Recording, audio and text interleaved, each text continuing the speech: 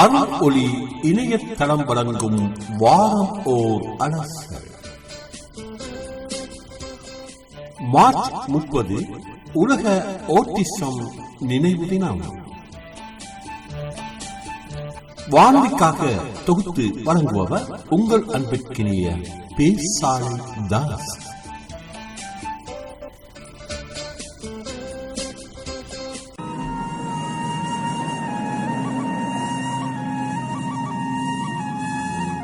வாரம் ஓர் அலசல். உலக ஆட்டிசம் விழிப்புணர்வு தினம்.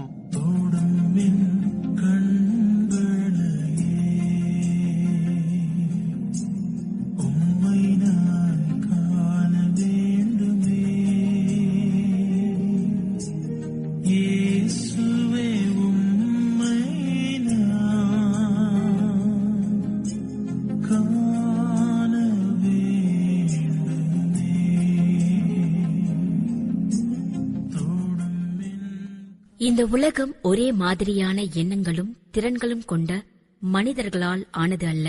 மாறாக பல்வேறுபட்ட திறன்களும் தனித்துவமான குணாதிசயங்களும் கொண்ட மனிதர்களாலேயே இந்த உலகம் அழகாகிறது. அந்த பன்முகத்தன்மையின் ஒரு முக்கிய அங்கமே ஆட்டிசம் எனப்படும் ஒரு நிலை. ஆட்டிசம் என்பது ஒரு குறைபாடு அல்ல, அது மனித மூளையின் வளர்ச்சியில் ஏற்படும் ஒரு விதமான வேறுபாடு மட்டுமே என்பதை நாம் முதலில் ஆழமாக புரிந்து கொள்ள வேண்டும். ஒவ்வொரு ஆண்டும் ஏப்ரல் 2ஆம் தேதியை உலக ஆட்டிசம் விழிப்புணர்வு தினமாக ஐக்கிய நாடுகள் சபை அங்கீகரித்துள்ளது. ஆட்டிசம் பாதிப்பு குறித்து உலகெங்கும் உள்ள மக்களிடையே முறையான விழிப்புணர்வை ஏற்படுத்தவும், இந்த நிலை உள்ளவர்களை சமூகம் சரியான முறையில் புரிந்து கொள்ளவும் இந்நாள் கடைபிடிக்கப்படுகிறது. இது வெறும் விழிப்புணர்விற்கான நாள் மட்டுமல்ல, அவர்களை தழுவிக்கொள்ளவும் அவர்களுக்கான சம உரிமைகளை உறுதிப்படுத்தவும் நம்மை தயார்படுத்தும் ஒரு நாளாகும். இந்நாளின் முதன்மை நோக்கம் ஆட்டிசம் குறித்த புரிதல், ஏற்றுக்கொள்ளுதல் மற்றும் ஆதரவு ஆகிய மூன்றையும் சமூகத்தில் உருவாக்குவதே ஆகும். ஆட்டிசம் பாதிப்புள்ள குழந்தைகளும் பெரியவர்களும் சமூகத்திலிருந்து தனிமைப்படுத்தப்படாமல் மற்றவர்களைப் போலவே மதிக்கப்பட வேண்டும்.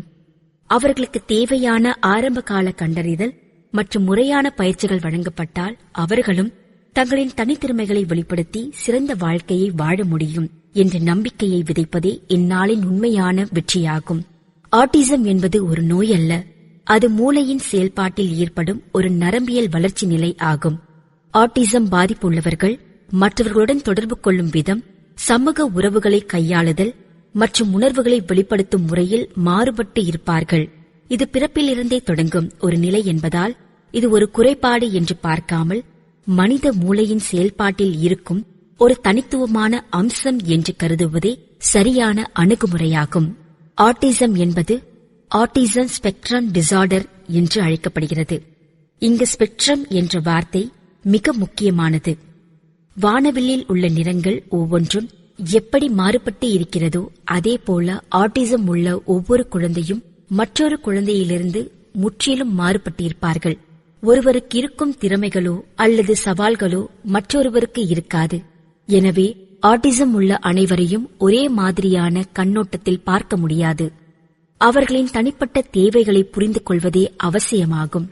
ஆட்டிசம் உள்ளவர்களிடம் மொழித்திறன், சமூக பழக்க வழக்கங்கள் மற்றும் உணர்வு ரீதியான மாற்றங்கள் வெவ்வேறு அளவுகளில் வெளிப்படும். சிலருக்கு பேசுவதில் சிரமம் இருக்கலாம், சிலருக்கு சில சத்தங்கள் அல்லது ஒலிகள் ஒவ்வாமையை ஏற்படுத்தலாம். ஆனால் இவற்றுக்கு மத்தியில் அவர்கள் ஒரு குறிப்பிட்ட விஷயத்தில் மிகுந்த ஆர்வம் கொண்டவர்களாகவோ அல்லது அதீத நினைவாற்றல் கொண்டவர்களாகவோ இருக்கக்கூடும். ஆட்டிசம் என்பது குணப்படுத்த வேண்டிய ஒரு நோய் அல்ல, மாறாக அவர்கள் தங்களின் தனித்துவமான திறமைகளை வெளிப்படுத்த தேவையான பயிற்சியும் புரிதலும் வழங்கப்பட வேண்டிய ஒரு சூழலாகும். ஆட்டிசம் பாதிப்புள்ளவர்களை ஒருபோதும் குறைபாடு உடையவர்கள் என்று கருதிவிடக்கூடாது. உண்மையில் இவர்களுள் பலரிடம் மற்றவர்களிடம் இல்லாத பல அசாதாரணமான தனித்திறமைகள் ஒளிந்திருக்கின்றன. குறிப்பாக சிலருக்கு மிக நுட்பமான நினைவாற்றல் இருக்கும். பல வருடங்களுக்கு முன் நடந்த நிகழ்வுகளை கூட மிக துல்லியமாக நினைவில் வைத்திருப்பார்கள். கணிதம், இசை, ஓவியம் போன்ற படைப்பாற்றல் மிகுந்த துறைகளில் இவர்கள் மிகப்பெரிய மேதைகளாக திகழக்கூடிய ஆற்றல் கொண்டவர்கள். எதையும் ஒளிவு மறைவின்றி பேசும் நேர்மையான மனமும் ஒரு குறிப்பிட்ட விஷயத்தில் காட்டும் அதீத கவனமுமே இவர்களின் மிகப்பெரிய பலம். அவர்கள் மற்றவர்களிடமிருந்து வேறுபட்டவர்கள், ஆனால் ஒருபோதும் மற்றவர்களுக்கு குறைவானவர்கள் அல்ல. ஆட்டிசத்தின் ஆரம்பகால அறிகுறிகளை குழந்தை பருவத்திலேயே கண்டறிவது மிக அவசியமாகும். பொதுவாக இத்தகைய குழந்தைகள் மற்றவர்களுடன் நேரடி பார்வையை தவிப்பார்கள். கூப்பிட்டாலும் திரும்பி பார்க்காமல் இருக்கலாம். பேச்சுத்திறன் தாமதமாவது, மற்றவர்களுடன் விளையாடுவதை தவிர்ப்பது, தனிமையை விரும்புவது மற்றும் ஒரே விதமான செயல்களை மீண்டும் மீண்டும் செய்வது போன்றவை ஆட்டிசத்தின் முக்கியமான அறிகுறிகளாகும். உதாரணமாக, கைகளை ஆட்டிக்கொண்டே இருப்பது அல்லது பொருட்களை ஒரே வரிசையில் அடுக்கி வைப்பது போன்றவற்றை குறிப்பிடலாம். இந்த அறிகுறிகள் தெரிந்தால் பெற்றோர் அச்சப்பட தேவையில்லை. மாறாக, ஆரம்பத்திலேயே கவனிக்கப்படும் மாற்றங்கள் அக்குழந்தையின் எதிர்காலத்தை மேம்படுத்த உதவும். ஆட்டிசம் உள்ள குழந்தைகளுக்கு தேவைப்படுவது மருந்துகளை விட முறையான பயிற்சிகளும் மற்றும் சமூகத்தின் புரிதலுமே ஆகும். சரியான நேரத்தில் வழங்கப்படும் பேச்சு பயிற்சி மற்றும் நடத்தை பயிற்சிகள் மூலம் அவர்கள் தங்களின் அன்றாட தேவைகளை தாங்களாகவே கவனித்துக் கொள்ளும் அளவிற்கு முன்னேற முடியும். இவர்களை சமூகம் ஒரு விசித்திரமான நபராக பார்க்காமல் அன்புடனும் அரவணைப்புடனும் ஏற்றுக்கொள்ள வேண்டும். அவர்களுக்கு தேவையான ஆதரவை வழங்கும் போது அவர்கள் தங்களின் சவால்களை கடந்து ஒரு அர்த்தமுள்ள மற்றும் சுதந்திரமான வாழ்க்கையை வாழ முடியும் என்ற நம்பிக்கையை நாம் ஒவ்வொருவரும் விதைக்க வேண்டும். ஆட்டிசம் பாதிப்புள்ள குழந்தைகளின் அடிப்படை தேவைகள் என்பவை விலை உயர்ந்த சிகிச்சைகள் மட்டுமல்ல, மாறாக நம்மிடமிருந்து அவர்கள் எதிர்பார்ப்பது அளவற்ற அன்பையும் எல்லையற்ற பொறுமையையும் மட்டுமே. ஆட்டிசம் உள்ள குழந்தைகளின் வாழ்வில் பெற்றோர்களே முதல் ஆசிரியர்களாகவும் சிறந்த பாதுகாவலர்களாகவும் திகழ்கிறார்கள்.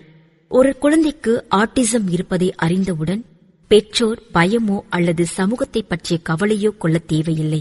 மாறாக, அக்குழந்தையின் பலம் என்ன என்பதை ஆராய்ந்து அதில் அவர்கள் சிறந்து விளங்க உறுதுணையாக இருக்க வேண்டும். பெற்றோர்கள் காட்டும் நம்பிக்கையே அக்குழந்தையின் முன்னேற்றத்திற்கு மிகப்பெரிய உந்து சக்தியாக அமையும். என் குழந்தை மற்றவர்களை விட தனித்துவமானவன் என்ற பெருமிதத்துடன் பெற்றோர்கள் முன்னேறும்போது அக்குழந்தையின் எதிர்காலம் மிக சிறப்பாக அமையும் என்பதில் ஐயமில்லை.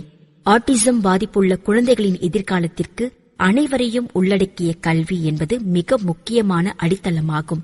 இக்குழந்தைகளை தனிமைப்படுத்தப்பட்ட பள்ளிகளில் சேர்ப்பதை விட முறையான ஆதரவுடன் கூடிய சாதாரண பள்ளிகளில் கல்வி பயில வாய்ப்பளிக்கும் போது அவர்கள் மற்ற குழந்தைகளுடன் பழகவும் சமூக திறன்களை வளர்த்துக் கொள்ளவும் முடிகிறது. இவர்களுக்கு தேவைப்படுவது அவர்களின் கற்றல் வேகத்திற்கு ஏற்ற சிறப்பு பயிற்சிகளும் திறன் அடிப்படையிலான கற்பித்தல் முறைகளுமே ஆகும். கல்வி என்பது அவர்களின் தனித்துவமான உலகத்தை திறந்து அவர்கள் ஒரு சுதந்திரமான வாழ்க்கையை வாழ உதவும் ஒரு வலிமையான சாவியாக திகழ்கிறது. வேலைவாய்ப்பு துறையிலும் ஆட்டிசம் உள்ளவர்கள் தங்களின் அபாரமான ஆளுமையை நிரூபித்து வருகின்றனர்.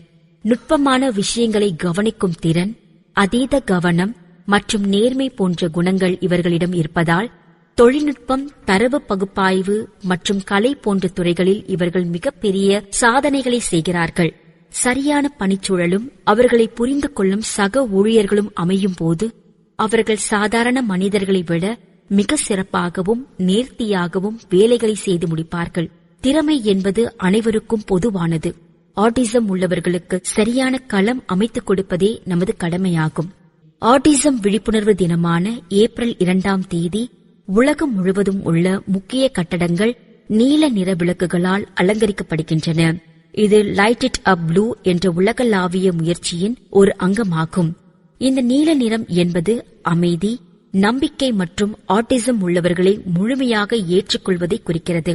சமூகத்தில் அவர்கள் அமைதியான மற்றும் பாதுகாப்பான வாழ்க்கையை வாழ வேண்டும் என்ற நம்பிக்கையையும் அவர்களை நாம் எந்தவித வேறுபாடுமின்றி அரவணைக்க வேண்டும் என்ற விழிப்புணர்வையும் இந்த நீல நிறம் நமக்கு உணர்த்துகிறது. ஆட்டிசம் என்பது ஒருவரது வெற்றிக்கு தடையல்ல, அது ஒரு தனித்துவமான மற்றும் வேறுபட்ட பாதை மட்டுமே. அந்த பாதையில் நாம் அவர்களுக்கு தேவையான அன்பையும் ஆதரவையும் ஊக்கத்தையும் வழங்கினால் அவர்களால் இந்த உலகையே மாற்றக்கூடிய சாதனைகளை செய்ய முடியும். வேறுபாடு என்பது குறைபாடு அல்ல, அது இயற்கையின் அழகு என்பதை உணர்ந்து ஆட்டிசம் உள்ளவர்களுக்கு தோள் கொடுப்போம். அவர்களின் திறமைகளை மதிக்கத் தொடங்கும் போது இந்த உலகம் இன்னும் அதிக பன்முகத்தன்மையுடனும் அன்புடனும் மிளிரும். நன்றி.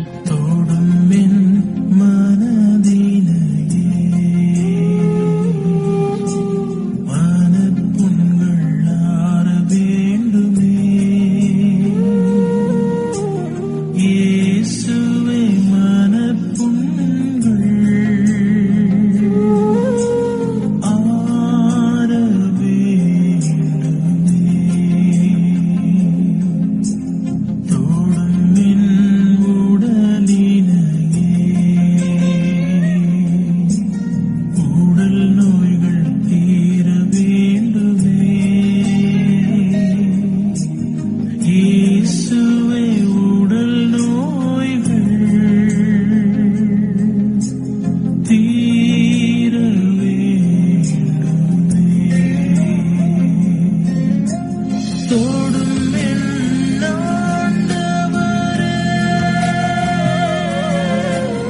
தொடும் என் வாழ்வினையே, இயேசுவே உம்மை என்னை மாற்றுமே, தொடும் என் ஆண்டவரே. நேயர்களே, இந்நேரம் வரை நீங்கள் கேட்டு மகிழ்ந்தது உலக ஆட்டிசம் விழிப்புணர்வு தினம் குறித்த சிந்தனைகள். இதுவரையும் நீங்கள் கேட்டது வாரம் ஓர் அலசல். வாரமோர் அலசல் நிகழ்ச்சியிலே உலக ஓட்டிசம் தினம் குறித்து நிகழ்ச்சியை உங்களுக்கு தொகுத்து வழங்கியவர் உங்கள் அன்பிற்கினிய பேசாலை தாஸ்.